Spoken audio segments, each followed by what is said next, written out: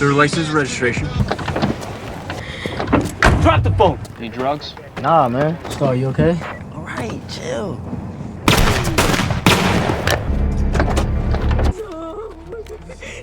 The movie opens with a father named Maverick explaining something important to his children, Starr and Seven. He teaches them how black people survive in America, especially how to behave if they are questioned by the police for no reason. Even so, their mother reminds them not to forget that being black is an honor. They just have to understand their rights and protect their dignity. Starr is 9 years old and Seven is 10, but they have already been taught the realities of their lives.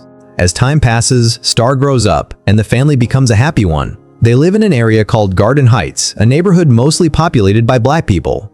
Maverick earns a living by running a mini market. He used to be a drug dealer, but he has changed his life. Starr and Seven used to attend Garden Heights High School, but because the school was not good, their mother, Lisa, transfers them to an elite school in the Williamson area. Attending this school makes Starr feel like she cannot be herself. She has to change how she talks, how she behaves, and even how she avoids conflict. At school, her best friends are Haley and Maya. They often defend her when other students bother her. Starr also has a boyfriend named Chris, and they have been together for 6 months. He is the best thing she has at that school. However, many wealthy white students look at her with judgment, wondering why Chris would choose a black girl as his girlfriend. During the weekend, Starr goes to a party with her friend Kenya, who is Seven's sister from Maverick's previous relationship. Despite that, they remain close friends. At the party, Starr notices Kahlil, her childhood friend. Kahlil's grandmother used to babysit her when she was young. Since they haven't seen each other in a long time, they catch up and talk about their lives. Suddenly, a fight breaks out at the party, and a gunshot is heard, causing everyone to panic and leave. The party ends immediately. Kahlil offers to drive Starr home. While in the car, they continue talking. Kahlil explains that he used to be poor, and when his grandmother got cancer and lost her job at the hospital, he turned to selling drugs to support her. This worries Starr. Kahlil also shares his beliefs, inspired by Tupac, saying that the hatred people experience when they are young can grow into anger and rebellion later in life. Pac said, thug life means the hate you give little infants fucks everybody. While driving, they are suddenly pulled over by a police officer. Remembering what her parents taught her, Starr immediately places her hands on the dashboard so the officer can see them. However, Kahlil is more resistant. He doesn't fully cooperate at first, and Starr urges him to do exactly what the officer says. The officer asks Kahlil to step out of the car. Starr wants to record the situation, but is too afraid. While the officer checks Kahlil, Starr reaches for her phone that fell inside the car. Starr, you okay? Right? Go back where he told you. I'm not playing. Go back. Just listen to him, Kahlil. Seeing Kahlil move, the officer suddenly panics and shoots him multiple times. Starr is left in shock. Kahlil was unarmed. The only thing in his hand was a comb. She becomes hysterical as Kahlil dies right in front of her. After the incident, Starr goes to the police station with Lisa and Maverick. She is questioned by Detective Gomez and Detective Wilkes. Instead of focusing on the officer who shot Kahlil, they keep asking questions about Kahlil's background, what he did, whether he was involved in drugs, and other details. Starr's uncle Carlos, who is also a police officer, steps in and tells them to stop the interrogation. The incident leaves Starr deeply traumatized after witnessing her friend's death. Maverick stays by her side, supporting her. Later, they visit Kahlil's grandmother's house, where everyone looks at Starr, knowing she was there when it happened. Kahlil's grandmother is devastated by his death. Carlos and his wife also come to offer their condolences. At the same time, Chris contacts Starr about their planned date, but she is unable to tell him what really happened. She says she can't come without giving any explanation. Later, Maverick asks what happened to the police officer who killed Kahlil. They are shocked when Carlos says the officer has only been placed on paid leave. There will be a full investigation handled by the district attorney, but Maverick can already guess how the case will end. He believes the chances of justice for Kahlil are very small. Carlos tells him that if he can't trust the system, he should at least trust him. At school, Starr feels down. She wonders if she will be judged as an angry black girl if she speaks out about what happened. In the end, she chooses to remain silent and act as if everything is normal. Even when Haley asks questions, Starr stays quiet because she doesn't know how her friends will react. One afternoon, Starr and Kenya go to a cafe. While ordering food, they watch a news report about Kahlil's death and the fact that he was killed by a police officer. The story has spread across the community and the media. Kahlil's mother is shown demanding justice for her son. Kenya feels frustrated with how the media portrays Kahlil's mother, believing it may be because she is black. Afterward, Kenya asks Starr if she is going to tell everyone the truth. Starr is still unsure, especially since her parents have advised her not to speak out yet. Suddenly, Kenya's father, King, arrives and tells them to get into the car. He is a powerful drug dealer in the area, and Maverick used to be part of his crew. In the car, King tells Starr that he knows what happened to Kahlil. He says that witnessing something like that is painful, but forgetting it is even harder. He advises her to move on with her life. After dropping Starr off, Maverick speaks with King. They talk about their current lives, and King warns that Starr should not tell the police that Kahlil worked for him, or she could get into serious trouble. Before leaving, King indirectly tells Starr to forget about the incident. At home, Lisa overhears Maverick talking and realizes that King is subtly threatening their daughter. She becomes worried that King might harm Starr if she tells the police the truth about Kahlil's involvement. Lisa suggests that they should move away for the safety of their family. However, Maverick believes King won't bother them, just like he didn't when Maverick left the drug world. It is the day of Kahlil's funeral. As Starr gets ready, Maverick comes to talk to her. Starr shares her thoughts about how society often views black people with suspicion and how the system can feel unfair.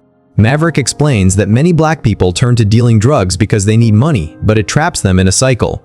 What seems like a way out of poverty ends up destroying lives and entire communities.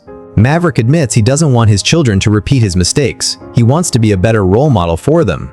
While at the church, Starr can't hold back her tears when she sees Kahlil's body lying in the coffin. Everyone is present at the service, including King and his family. During the ceremony, the priest invites anyone who wants to speak. A woman named April steps forward. She is a lawyer from Just Us for Justice. She explains that the police have no real intention of properly punishing the officer who shot Kahlil, even though there are credible witnesses. She calls on everyone to join a peaceful protest at the police station after the service. Her words energize the entire congregation, inspiring them to fight for justice. Before returning to her seat, she looks directly at Starr, as if inviting her to take part. After the service, a group of people gathers, preparing to protest. Worried that the demonstration might turn violent, Maverick tells his family to go home instead. This disappoints others, who believe they should have joined. As Lisa predicted, the protest shown on the news quickly turns from peaceful into violent clashes with the police. The news also catches Chris's attention. Concerned, he calls Starr to ask if she and her family are safe. At the same time, they have a visitor at home. It is April. She has come to speak with Starr. April explains that Starr's testimony could strengthen the case against Officer Brian, the man who shot Kahlil. She says Starr may need to speak publicly, on TV, social media, or even at protests. Maverick agrees, but Lisa strongly disagrees. She fears that speaking out could put Starr in danger. Seeing the tension, April prepares to leave. Before she goes, Starr shares a painful memory. When she was younger, her best friend Natasha was killed in a shooting involving members of King's group. Starr knew who was responsible but chose to stay silent. Now, she is facing a similar situation again and feels lost about what to do. After hearing this, April tells Starr that she can contact her anytime if she changes her mind. The next day at school, Starr is shocked to find it closed. She soon learns that students have gone out to protest for justice for Kahlil. However, what she sees disappoints her. Many students are using the protests as an excuse to skip class rather than truly care about the cause. Feeling frustrated, she calls Carlos to pick her up. He takes her to the hospital where her mother works. There, Starr tells Lisa that she has decided to speak out for Kahlil. Mama, I need to speak for him. That night, they go to a TV station with April. Starr is interviewed with her face blurred. However, instead of focusing on her experience, the interviewer pushes her to talk about Kahlil's background. Starr reveals that Kahlil was forced into dealing drugs under a man named King in Garden Heights. King and his family watch the broadcast at home. Realizing the direction of the interview, Starr bravely shifts the focus back to the shooting itself. After the interview, the family goes out for dinner. While they are talking, Starr notices King waiting outside. Maverick immediately steps out to confront him. Tension rises, but before anything escalates, King and his men leave when they see the police arriving. However, the situation doesn't end there. The police immediately accuse Maverick of dealing drugs and begin searching him, even though they find nothing. Despite Lisa showing Maverick's ID, the officers still refuse to let him go. This leads to resistance from the family. Starr takes out her phone and starts recording. She insists that she has the right to record everything. Put that down now! I have a right to record this. She's the witness. Go on and show everybody how y'all really treat us. Let's go. Eventually, the police release Maverick and the family returns home. Once home, Starr apologizes, saying she should have stayed silent and never gone on TV. Maverick gathers his children outside and reminds them of their rights as black people lessons he has taught them since childhood. By what means? By any means necessary. By any means necessary. So why you gonna be quiet? He tells Starr that if she is ready to speak, then she should speak and never let anyone silence her. Later, while Starr is at Maya's house with Haley, they watch a news program. The report discusses Officer Brian, but the narrative seems to favor his side. It claims that the area where he was assigned is known for violence, murder, and drugs. Brian's parents are also interviewed, describing him as a good person who is simply doing his job. Hearing this, Haley expresses sympathy for Brian. Her words leave Starr stunned. She can't understand why Haley would defend Brian instead of Kahlil, the same person she claimed to support during the school protest. To make things worse, Haley has unfollowed Starr on social media because of her posts about injustice against black people. They argue, and from that moment, their friendship begins to fall apart. Another day, Starr talks to her mother about the argument. She wonders why things changed, especially since Haley used to be one of her closest friends, along with Maya. Lisa advises her not to overthink it. She tells Starr to forgive her friend and move on if the good in the friendship outweighs the bad. But if it doesn't, then it's okay to let it go. One night at prom, Chris brings up Starr's TV interview. He says he recognized her even with her face hidden. He tries to understand what she's going through. But Starr explains that her experiences, watching two of her childhood friends die in front of her, are beyond what he can fully understand. She also explains why her parents sent her and Seven to Williamson to protect them. She admits that she feels like she has to be two different people, one version at home in Garden Heights and another at school in Williamson. Hey, y'all better not be doing nothing. I ain't playing. Seven. Later that night, Chris drives Starr and Seven home to meet her parents. When they arrive, Maverick initially mistakes Chris for a driver. You gotta tip the chauffeur. However, Lisa already knows about him and welcomes him warmly. Maverick, on the other hand, feels upset that he didn't know Starr had a white boyfriend. Chris becomes uncomfortable and decides to leave. Eventually, Starr explains everything to Maverick.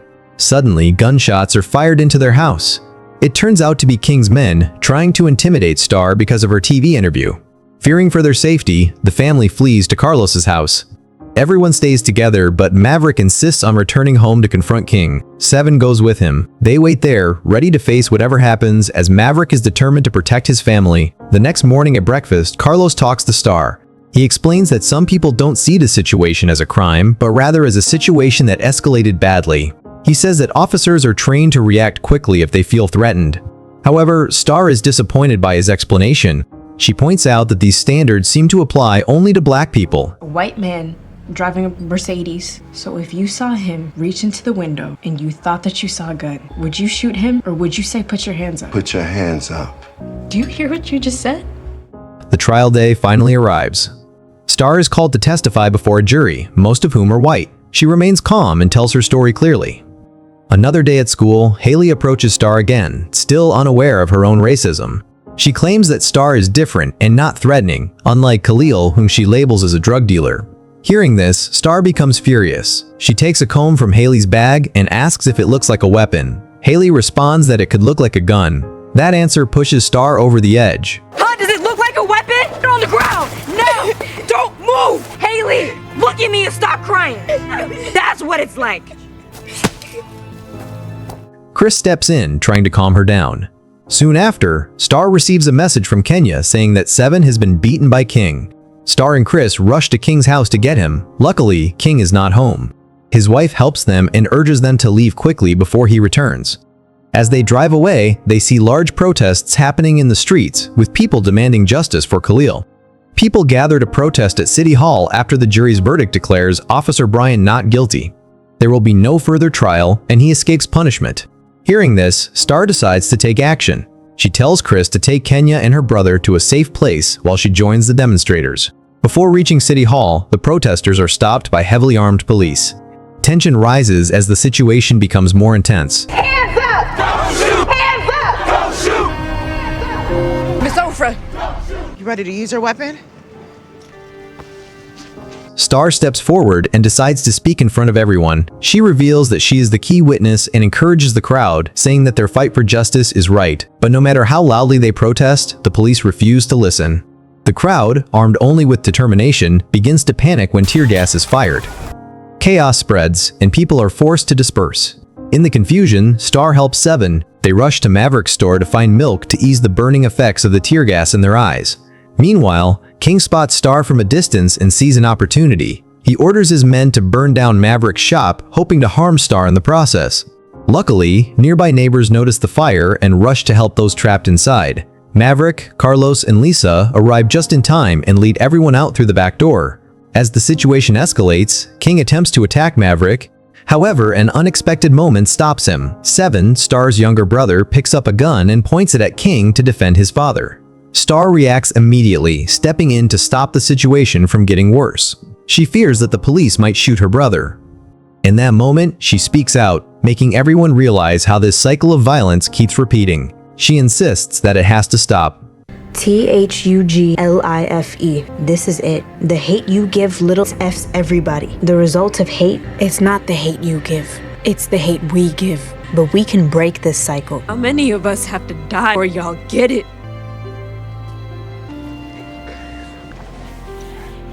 After the incident, Maverick decides to rebuild his store. King is finally arrested for setting the fire, thanks to the cooperation of the local community. With King gone, Garden Heights becomes a safer place. 7 finishes school and prepares to go to college.